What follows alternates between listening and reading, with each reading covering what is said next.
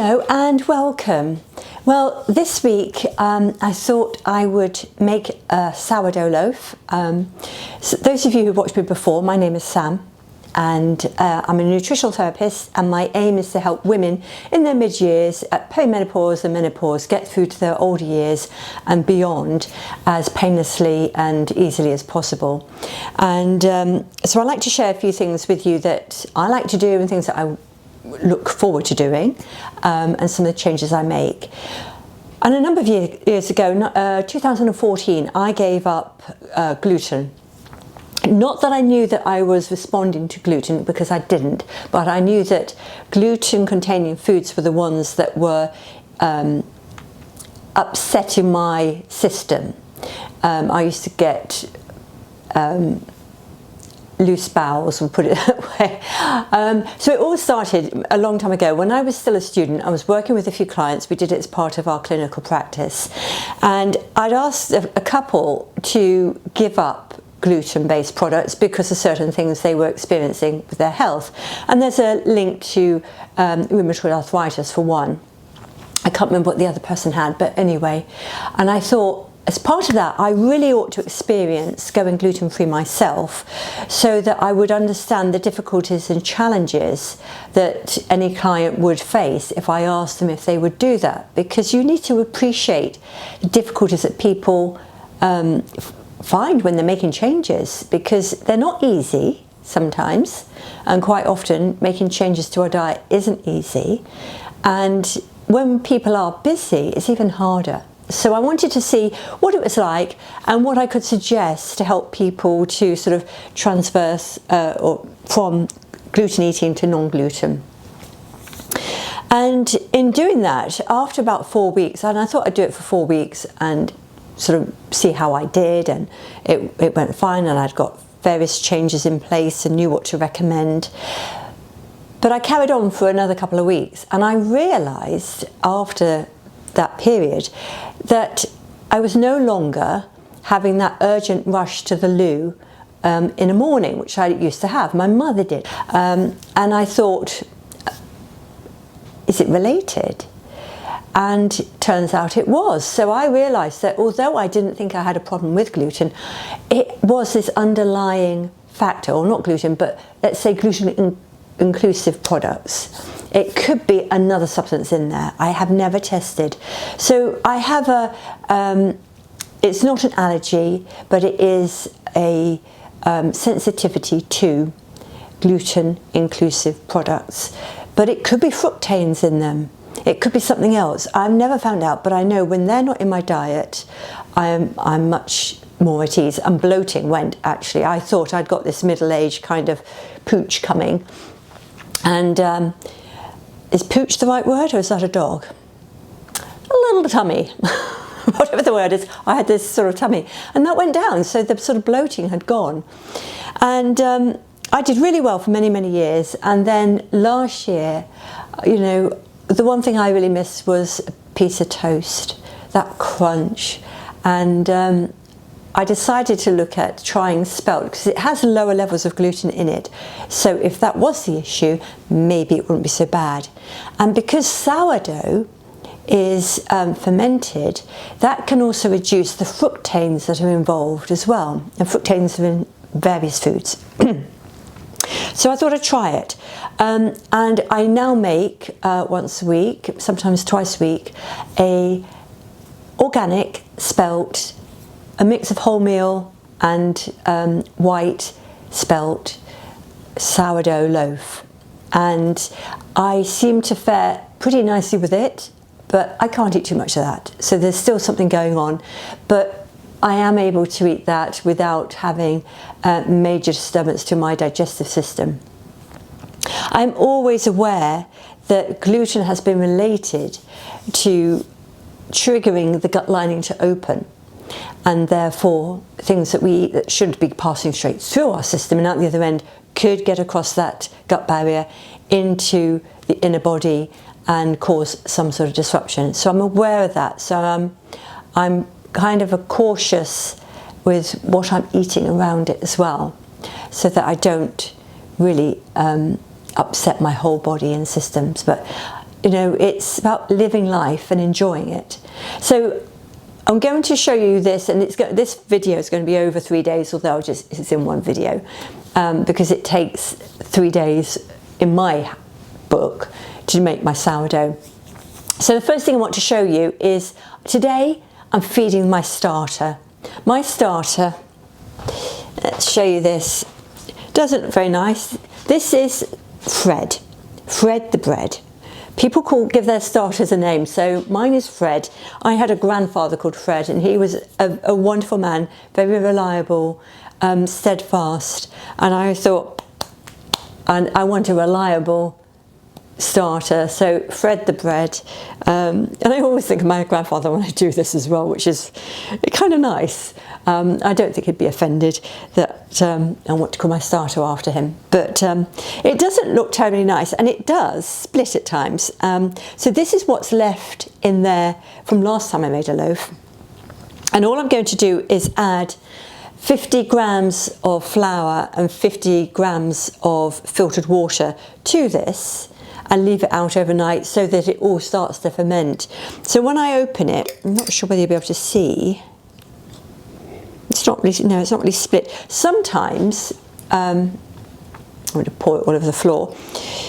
Sometimes I can get almost like a grey residue in here, and it can smell a bit like silicone, or it's not silicone, what is it?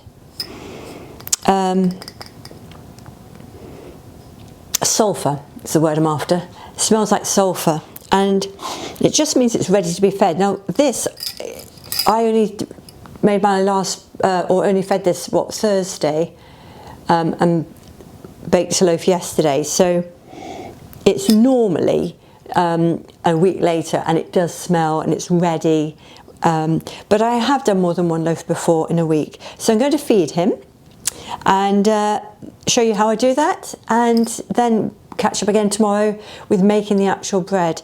But yes, so that's Fred. Now, I'm not sponsored by anybody. This is my choice, what I use, how I do it. And the people do sourdough in different ways as well, but this is how I do it. And I've been using the Dove's Farm organic spelt. So this is the wholemeal flour, and this is what I do with use for the starter. Just how I do it, I could use the white flour, I suppose, to do that, but I like to use the wholemeal flour to do the starter. So I'm going to bring you closer and just show you, and it's so simple. So let's do that. So what I'm going to do is put a pot on my scales. I have to press it down because that pot's very light. There we go. Now I've got it. I put it into grams. And I'm going to weigh out 50 grams of flour. It doesn't matter if we go over slightly. I don't worry too much. A lot of people are very precise. I'm not so precise, personally. And I have to say, I do vary the recipe just because of how it's turned out, if you like. It's I just don't worry too much about being absolutely exact. There we go. That's just tipped over actually into 51 grams. So that's 51 grams of flour, and I've already weighed out, this turned out to be 53 grams of water. So I get Fred, I just give this a little mix, and I use a wooden spatula. And then I just pour the flour in. I give it a little push down, and then I add the water, and then very carefully start to stir it in together.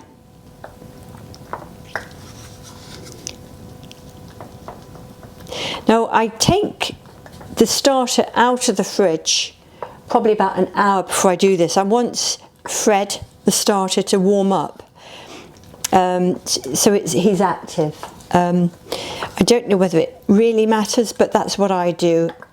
I think I have found that when it's been really cold in here, and I did run out of heating fuel a few weeks ago, and we did have a cold spell, my bread wasn't as good, and I think it was possibly too cold in here. Today's lovely, it's not cold today. Right, so it looks like, because I use the wholemeal, it looks a bit like a stiff porridge. And I do get variation. Let's see, I'll step back. So it looks a bit like porridge. And it's important to make sure you scrape the sides down. And in fact, at some point, I will make a fresh starter and go through how to do that with you. So yeah, I'll show you how to make a starter. I used a recipe from the Baker Boys, and in fact, I'll get the book. Again, not sponsored, but this is the Fabulous Baker Brothers, and they have a sourdough starter in here. In fact, I've got a marker in it. That's their bread there, and it tells you how to feed it. And they've got one that's over 50 years old, I think. I think they said theirs is over 50 years old. I did find it a little confusing, and you do discard some starter, but if you do, you could always start another one and give it to a friend for them to make it. But that's where I got the starter from. But I will go through that at some point. But I thought I'd share how I feed mine. So all I'm going to do now is I'll scrape my little spatula off, and then I scrape down as much off the sides as possible, because you can get mould, and if you get mould you might need to discard the lot. Now when I was actually developing my starter, I did get some mould, but I was able to save some of the starter and continue with that, and it's been fine ever since. So although the jar is fairly mucky looking, because of the regular stirring, and it's basically, I've not had a problem since. And I'll leave it now out on the counter with the lid closed until tomorrow, when I'll probably start it first, probably about near the middle of the day. I'll make up a batch of bread, and I'll show you how I do that. And then on Tuesday morning I'll bake it and show you what it looks like. But I bake it. You can slice it and freeze it and then toast it. I find it will last several days. It gets chewier and tougher, but it's lovely toasted, and it's filling. You don't need much of this bread because of the wholemeal. It's satisfying, and I have to say the best compliment I had was from my husband. He said it's the loveliest bread he's ever had, and he's a bit of a fusspot when it comes to bread. He knows what he likes, so that was quite a compliment. So I do recommend doing it, because I mean, I'm talking, but that took no time at all. So catch up tomorrow and we'll just put the bread together, and again, it's not hard, it's very quick, it's just a few bits of timing, and if you've got that time you can keep coming back and just do the next stage, it's fine. So I'll see you tomorrow. Good morning, it's the next day and I'm ready to actually make the dough. There is some work going on next door, so we might hear some banging, but I hope it won't be too loud and disrupt us too much. So I'm going to bring you closer and show you what I do, and it really is quite quick and easy. So first thing is I'm going to weigh out some water. I've had the water filtered and standing to room temperature, and I forgot to mention that I think yesterday with the starter I have that at room temperature. So I'm doing grams, and I do 300 grams of water.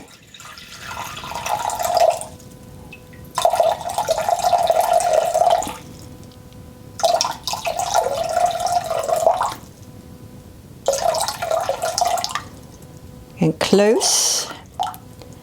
Ooh, I'm going to go over probably. Well, it's 302, but that's fine. So I've got the water, my little pot again, and this time I've got some sea salt. This is fine sea salt rather than coarse because I want it to dissolve quite quickly, really. So I want 10 grams of this.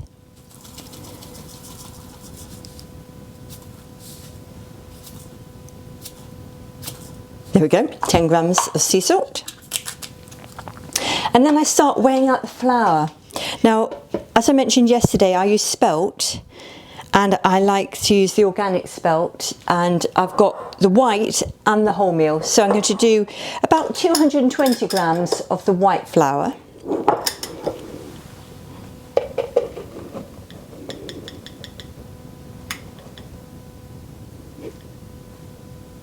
There we go, that's actually 220. I can't believe I hit that on the head.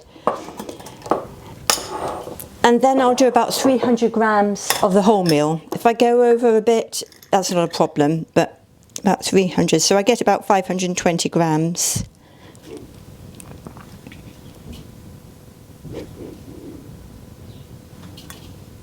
Ooh, okay. Oh, 520, I'm spot on, I can't believe it. It probably won't work out today now I've done that. So that's all my bits ready. So now I'm going to add the starter. Now, the original recipe I had said you put the water in first then the starter, but my scales were playing up when I first started doing this. And I couldn't, you know, once you've got the starter in there, you don't want to waste it. So I do it the other way around. I weigh the starter first so that I can always, you know, don't waste it basically by putting it into the water, because my scales kept turning off when I was doing that. So I'm going to weigh out the starter first. And I'm going to weigh out 100 grams. Each time I'd set it back to 0, the scales. So the starter now, I'm not sure whether you're going to be able to see, there's a few bubbles in it. It's increased in size. It's got it does smell slightly, it's not too strong, but it's got some nice bubbles, so we should be fine. Anyway, let's go. Mine's quite runny. It does vary, I have to admit, because as I say, I'm not absolutely precise. Sometimes it's thicker than other times. I keep meaning to get a wooden spoon. I don't use metal in case it disrupts the bacteria. Right, what have we got? Very close. I'm 97. I'm going to go, it says 99. I've got some on the spatula, so I'll take it. That's going to be the rest. Right. Now all I do now is I add my water and I stir it in.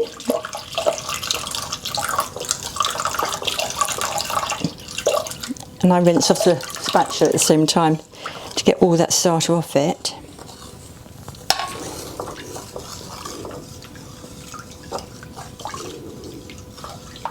Yeah. And then I just add the salt and stir that in.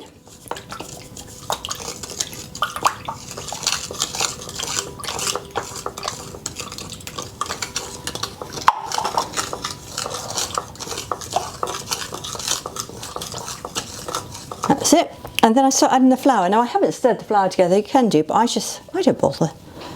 I just throw it in. So I've put a little bit in to start with so I can mix that in.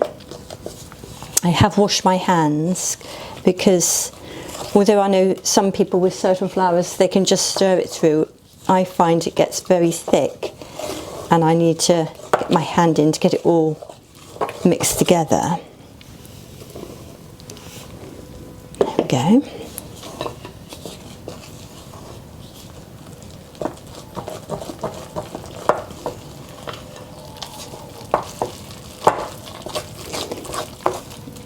I can hear the drilling next door.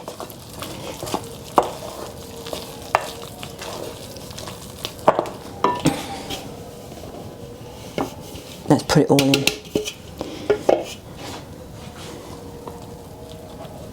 Then I just tend to turn it over on itself to try and mix it. You can get a tool that's like a rather weird looking whisk. but I don't bother. I just use my little spatula. Scrape the sides down, and I get a knife a moment to scrape it off.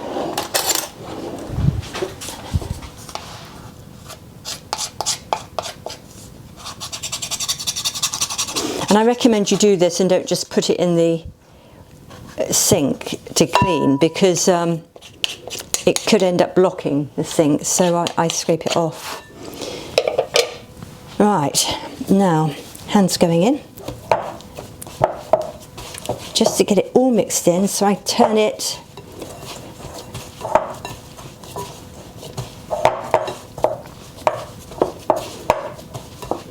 oh, it smells quite nice actually. Ooh. Just flip that away.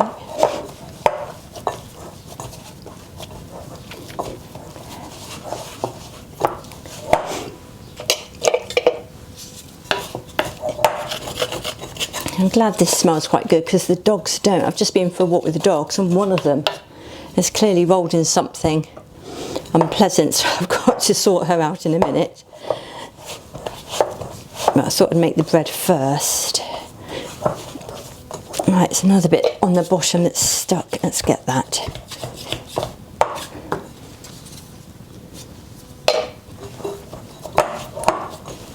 There we go, it's coming together now. It's feeling quite pliable, and sometimes I put a little bit more flour in, just there, so it's all mixed in. And don't have to do too much. I mean, some people don't need it at all at this stage because they don't have to, but I find I've got to get all the flour in there. It's easier to get your hands in and do that. So what I do now is I take my other bowl, you could use a plate or some cling film or something, I just cover it up. I'm going to leave it for 20 minutes, no, half an hour, beg your pardon, and then I'm going to do what we call stretch and fold. Right, half an hour has gone, my alarm just went, and now I'm going to do the stretch and fold. So let's just see if I can just scan in a bit.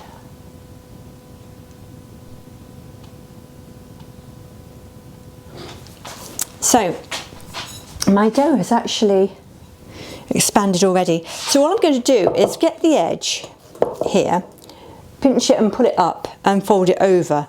So it's making it like a wave. And then I'm going to go to the side of that, do the same thing, pull it over. So I'm just stretching the dough and folding it over.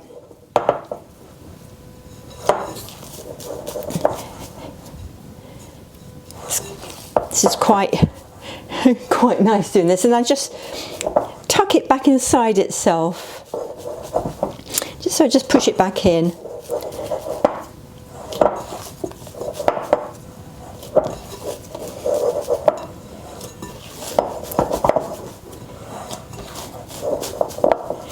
I'm just going to do a bit more, and then that's it. So I've just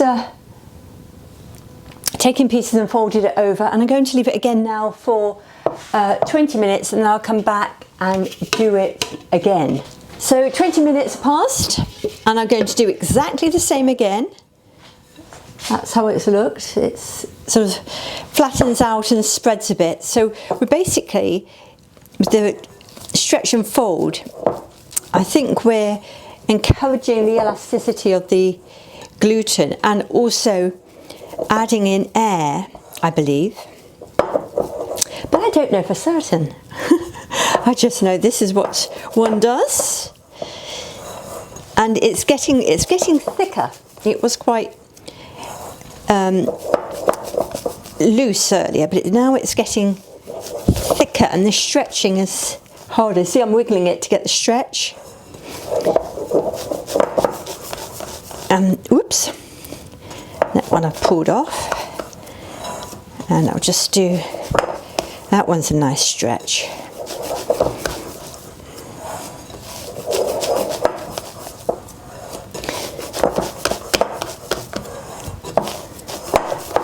There we go. That's how it's looking. We'll see how much it changes in another 20 minutes. So I'll catch you again in another 20 minutes. Another 20 minutes has passed, so I'm going to stretch and fold again, but I've got some grease-proof paper here, or parchment paper, and I'm going to sprinkle on some rice flour, because this is where I'm going to put the bread once I've stretched and folded. So it's just to put a little bit on, and now I'll do the stretch and fold. Exactly the same as before. Oh, it's looser again. It's just, can you see it's sort of hanging on to the side of the bowl? The light's in the wrong place here, isn't it? It's just hanging on to the side of the bowl a bit.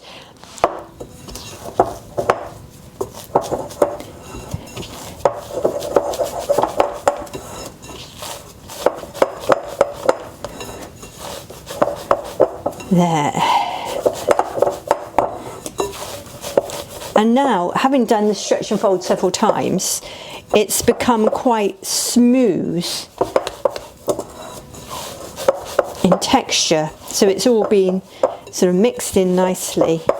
And also you can see the bowl's much cleaner as well. So it's, with all this stretching and folding, picked up lots of residue. So now I've done that, I'm going to make it into a ball in my hands, and I'm kind of pulling it down. Often you can do this on a unit on a floured surface, but I tend not to because I'm cutting corners here. So I'm just kind of pulling it down, making quite a nice tight skin on the top. So it's just, there we go. I'm going to keep it moving because it sticks to your hands. And then I'm just going to pop it on the centre of the flour, on the paper. And then this bowl that I weighed everything out in, if you've got a proper bread basket, a proving basket, then you'd go in there. I don't, so I'm using the paper with the flour. So I'm going to put it in here. I tend to fold the corners down, because then I'll cover it. You can cover it with a shower cap. I've covered it with a plate before, or some cling film paper, which I still have some cling film paper. And I'm going to leave it on the unit now until tonight. When I go to bed, I'll pop it in the fridge overnight, and then I'll bake it tomorrow morning.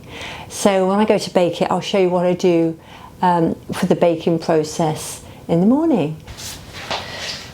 Oh, good morning, it's now the next day. And I've got the oven on. I put my Le Creuset in the oven, and I've heated it up in the oven as the oven's heated up. So I've set it, I've got a bread setting. I don't know how that differs from anything else, but I've set it at 230 degrees Celsius. And so that's now heated up. So what I'm going to do is get the Le Creuset out of the oven, get the dough, which is still in the fridge, out of the fridge, and I'll show you how I then do the next stage. So I'm going to move you closer. Okay, so take the cover off, and I just lift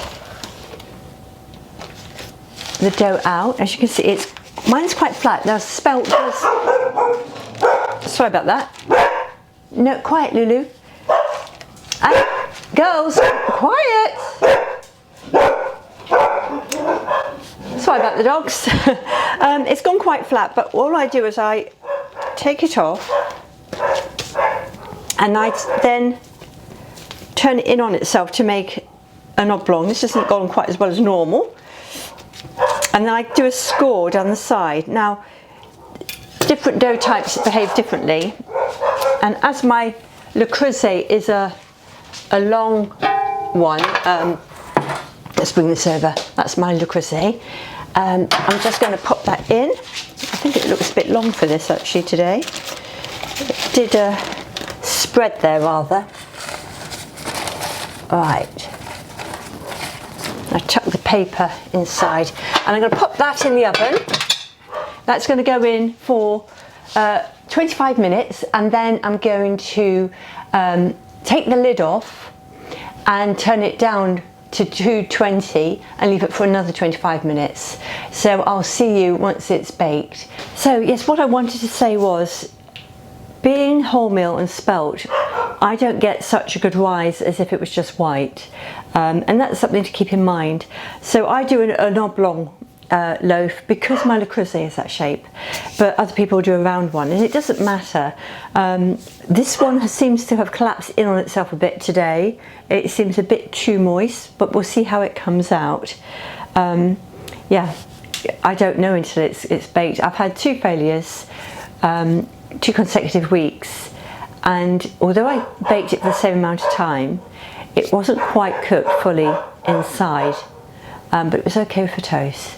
So we'll see how this turns out. I'll see you in almost an hour. Well, my alarm just went off. I've done the full 25 minutes, turned the temperature down and took the lid off, and the second 25 minutes has completed. So I'm going to take it out and stand back because my glasses will steam up. There. That's my loaf. Let's close that.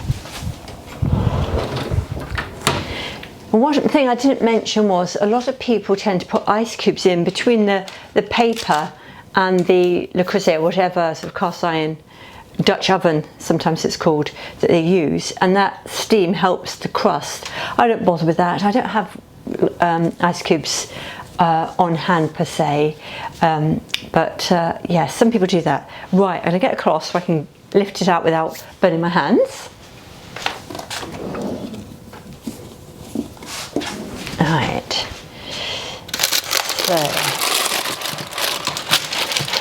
so that's the bottom. Just remove the paper, and that sounds reasonably hollow. So I'll put this on a rack. Let's just turn you down so you can see. There we go. So here it is to cool. It's got a nice split. Where I did that slice across the top, that's where this sort of split comes in. And I didn't do it very well, I have to admit. When the dogs are barking, I get distracted. I need to move that to the back. Otherwise, Luna likes to help herself to things off the unit. In fact, first time I made a loaf, there was about half of it left. I came out to see, you know, have a piece of bread, and I couldn't find it. I mean, where's the bread gone? And realised Luna had taken it and eaten the lot. But and she didn't suffer for it, I have to say. But yes, I like to, when I take the Le Creuset out of the oven and then the dough out of the fridge, I like to do that as quickly as possible, because my dough became very soft today, and I tend to turn it in on itself to make this shape. Mostly I think people don't shape it after it's been in the proving basket, they just put it straight into whatever. But my dough, maybe because it's spelt, doesn't hold itself well together, if that makes sense, when it's still wet, but it does make a nice loaf. It doesn't rise as much as a white one, but I'm not worried about that. I like the flavour, I like the fact there's less gluten in it, I like the fact it's organic, and there's a lot of wholemeal, but I balance it. I've done various experiments. I've done all wholemeal and I've done white ones before, but I find the mix is my favourite, texture and flavour. So yeah, and I'm going to now to, I don't say the word W-A-L-K, and one of my dogs can spell as well, she's not in the room. I'm going to take them out for a W-A-L-K so that this can cool, because it smells so nice. I have to take myself out so I don't cut it before it's cool. So that's another tip. Leave it to cool when you're out, otherwise you'll be tempted to eat it. So it's simple, it doesn't take much time to do. It's over a period of time, but the actual input is not that much, and I've actually stretched and folded more than I normally would, which I might see a difference in the dough as a result of that. I don't normally stretch and fold as much than that, but doing it on camera, I wanted to sort of demonstrate a bit more. So I hope you found this useful. I hope you give it a go. Yes, I will do a how to make the starter. That takes about a week to make a starter, and it improves as time goes on. It gets stronger really in its ability to make the bread rise. So I'll show you how to do that soon. Anyway, thank you for joining me this week. Please share and like if you wish to, and I hope you will subscribe as well. See you soon. Bye. It's cool enough. Let's listen to it first.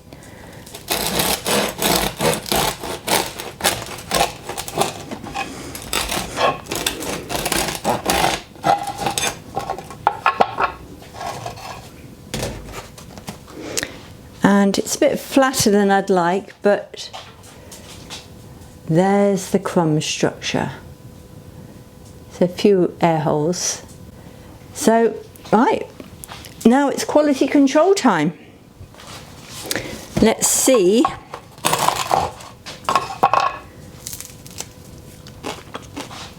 can probably hear me crunching. Yum. It's worth doing, I think, when you know what's going into your bread. So many of the sourdoughs that are on sale aren't really sourdough. Sometimes apparently they put vinegar in to get the sourness, so you're not getting that fermented dough. So I think it's worth having a go at this. You know there's nothing added in. It's the salt, the flour, water, and the starter that you've made from flour and water, and that's it. So it's worth having a go.